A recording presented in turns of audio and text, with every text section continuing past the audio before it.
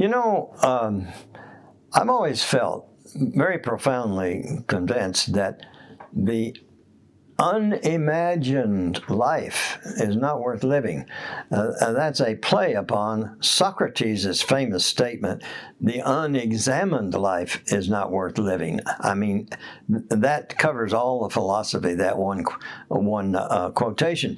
And my quotation, which I made up, the unimagined life is not worth living, is of major importance, because what I'm saying there is that one may, in fact, imagine one's own life. That is to say that as you're living it, you imagine things that would enhance and enrich and transmit and benefit to others and transmit to others a feeling that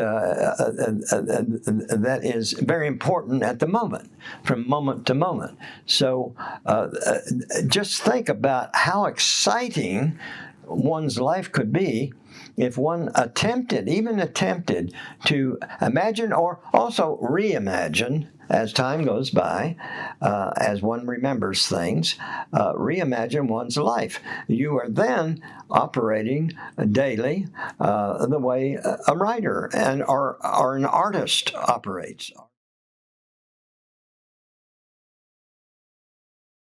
I have always been very aware of myself as a storyteller, first of all, in the oral storytelling tradition of the Old South, telling stories to children, to my brothers, and to children, even briefly in a reform school, where I wasn't in the reform school, but is in the same facility because we were waiting for a place to live, my brother and I, when my mother was in the hospital. Anyway, the children would gather around me at night when we're supposed to be totally asleep and crawl under the bed or under the covers with me, and I would do with them what I did with my two brothers, tell them stories based partly on movies that we had seen. I had not really read a book, a novel, all the way through until after I already had a huge stack of writings that I had done, inspired by my imagination or by movies or by something I encountered in my life. Never about my own family. I didn't understand you could do that. And when I did, that was really exciting when I understood reading novels where writers wrote really sort of about their own lives, autobiographical fiction. And then as a teacher, I created each class as if it were a work of art, with certain features that one associates with a work of art, a beginning, a middle, and an end, a dramatic entrance, and so on. One time when I first took on an audience or a class of 250, which was very unusual for me, I had the graduate assistant who wired up the microphone at the scene equip me with a microphone as I walked from my office to the classroom.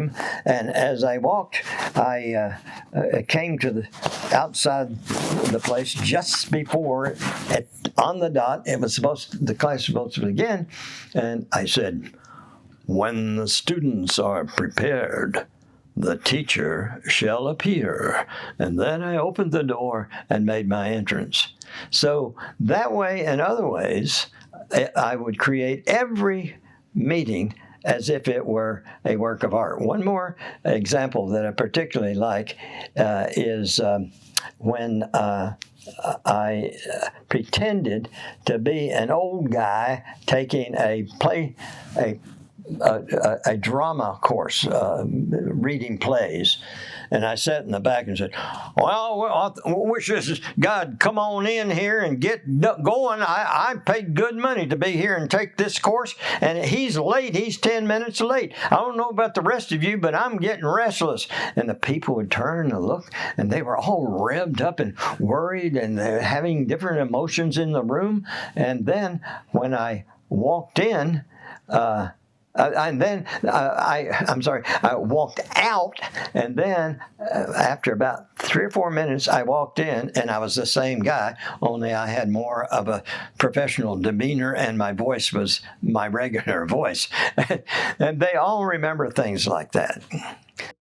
Go to the grocery store. If I leave the grocery store without engaging somebody and making them laugh at their own expense, there was the other day a woman who looked very sour and very mean, and she was sprawled out on the counter of as a cashier, and looking up at me mean, and I said, "Are you going to be mean today?"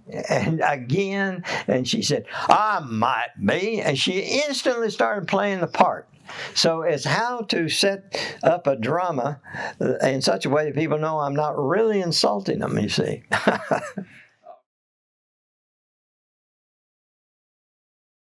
I'm often asked, kind of impertinent and arrogant from people that interview me, to ask me what is my greatest success and what is my greatest failure, as if I had a string of failures that goes along with my string of successes.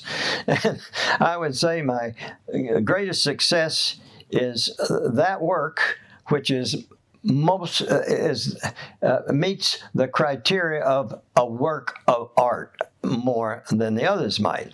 The good example is The Suicide's Wife, which was actually made into a movie where they changed everything into the opposite of what I'd try to create.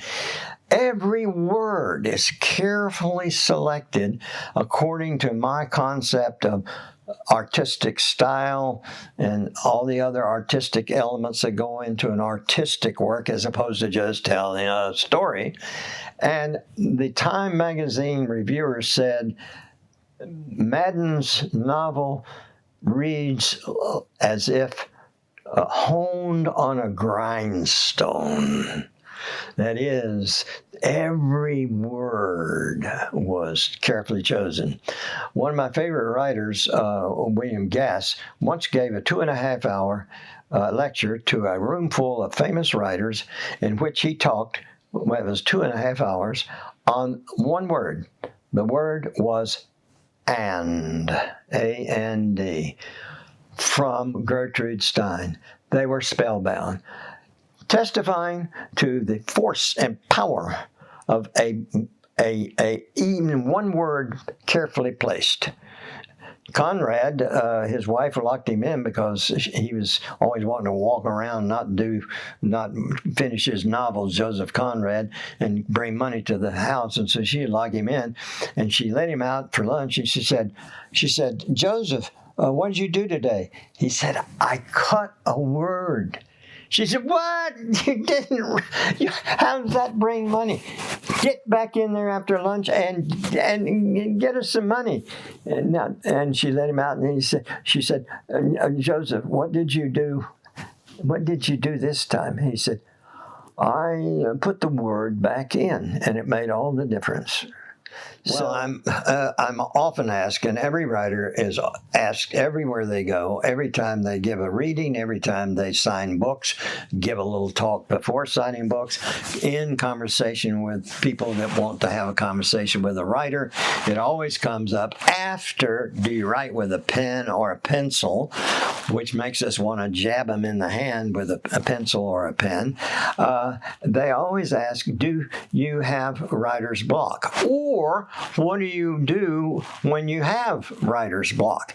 My answer is I never have writer's block, so I don't have to do anything about it.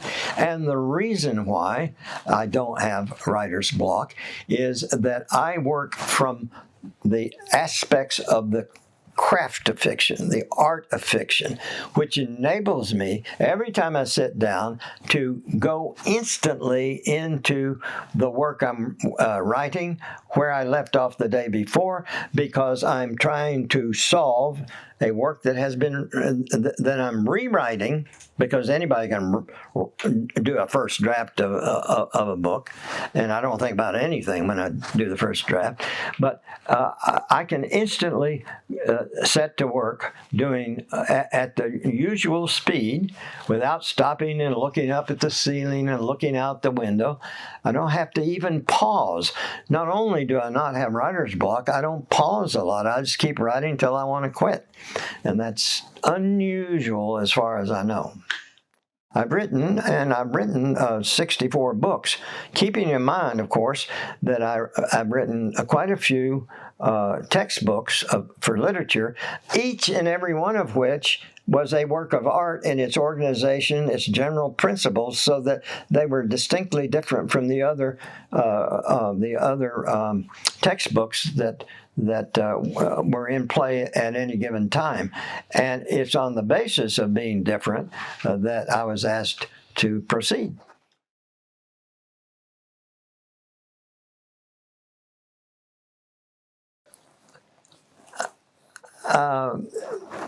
I would like to talk about how I fell in love with my wife. Been married 68 years. She likes to say in public at any gathering of 3 or more people, and when she's on the radio being interviewed for this, that, and the other, she's very active in politics and in the feminist movement and racism movement. She's often asked, how could you stay married 68 years to David Madden?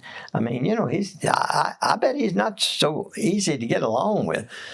And she says, well, he does get volatile, I'll say, not infuriated, enraged, or whatever, but volatile fairly often.